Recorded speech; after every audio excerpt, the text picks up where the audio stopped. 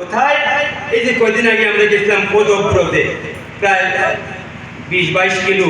আমাদের এই যে অনেক ভক্তরা আমরা এই দিকের ওই যে তারা কোয়ান্টাম থেকে উপস্থিত ওই যে কি কেশব মিত্র তাদের এই ইয়েতে আমরা পদব্রতে অনেকে আশ্চর্য হয়ে গেছে কিভাবে আমরা সচি অঙ্গনে যাব জয়পুরে এই যে লম্বা রাস্তা, অথচ এই দিকের রাস্তা তো গাড়িগুলোর রাস্তাই, তারপরেও আমরা এখানে প্রায় 70 থেকে 80 জন আমরা এখানে গেছিলাম মহাপ্রভুর মামার বাড়ি।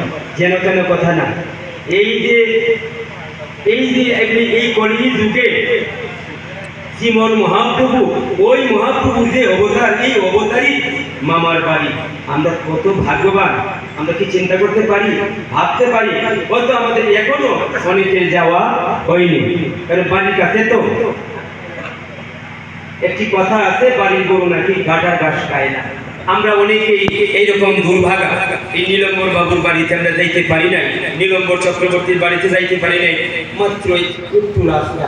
আপনাদেরকে বলবো যে এই ভাগ্য যেন আমাদের হয়, আমরা যেন মহাপ্রভুর মামার বাড়িতে যেতে পারি। আর মহাপ্রভুর যে পৈতৃক ভিটা আপনারা জানেন, তাও আমাদের সিলেট বিভাগের মধ্যে। আমরা কত ভাগ্যবান, ওই যে জয় পতাকা গোস্বামী, ওনার সঙ্গে দেখা হয়েছিল আমার দীর্ঘদিন আগে, মনে হয় 40 বছর আগে, ওই ইয়েতে সিলেটে একটি প্রোগ্রামে তিনি বলছিলেন যে আপনারা কত ভাগ্যবান যে শ্রীমন মহাপ্রভুর যে ধাম, ওই ধামে আপনি সেই জ্ঞানের মানুষ। আপনারা একটু আপনাদের মুখে হরে কৃষ্ণ কৃষ্ণ কৃষ্ণ হরে হরে, হরে রাম রাম রাম হরে হরে, এই কথাটা আপনারা একটু বলেন। আমাদের মুখ দিয়ে এই সময় কথা আসে না। দেখলাম তারা বলতেছে চিৎকার দিয়া, আমরা যদি কেন আটকা পড়ে রয়েছি, এইরকম অবস্থা। আমরা এত ভাগ্যবান, কিন্তু আবার আমরা ভাগ্যহীন। কেন? যে আমরা এই সব অনুধাবন করি না।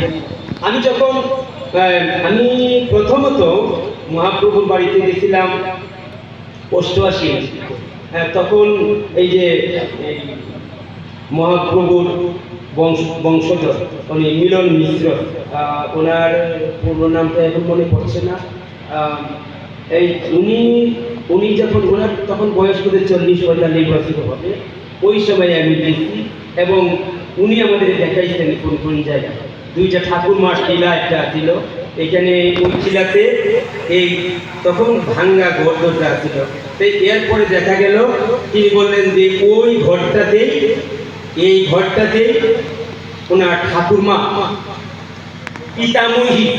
পিতামহী স্বপ্নাবিষ্ট হয়েছিলেন মহাপ্রভুর, যে তিনি ওনার শচী মাতার গর্ভে মহাপ্রভু আসছেন। তো তিনি দেখছিলেন কালো, তাই পরে তিনি যখন মহাপ্রভু কিন্তু মাতৃগর্ভে ছিলেন সিলেটের ঢাকা দক্ষিণে, আর এরপরে তারা চলে গেলেন নবদ্বীপে। উনি সেইখানেই ভূমিষ্ঠ হয়েছিলেন নবদ্বীপে। তো বলছিলেন যে আমি তো স্বপ্নে দেখছি কালো, সে তো গৌরাঙ্গ।